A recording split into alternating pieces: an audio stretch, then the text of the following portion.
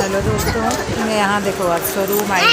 Showroom में कैसे कपड़ा दिख रहा है कब्बू को, और हमारी कब्बू भी साथ में आई है, रो रही है। आओ आ जाओ जो कब्बू भी आई है और रो रही है, बहुत ज़्यादा बोलती है। बहुत भीड़ है यहाँ, हम नहीं रुकेंगे। आप लोग देखिए, यहाँ शोरूम है, हम लोग इतने बड़े में आए हैं। अभी कपड़ा लेने आए हैं, कपड़ा लेके जाएंगे। देखिए आप लोगों को निशान साड़ी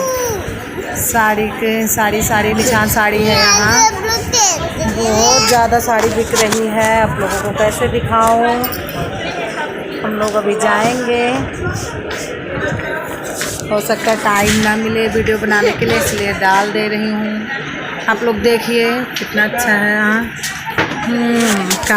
बहुत परेशान कर रही मेरे को।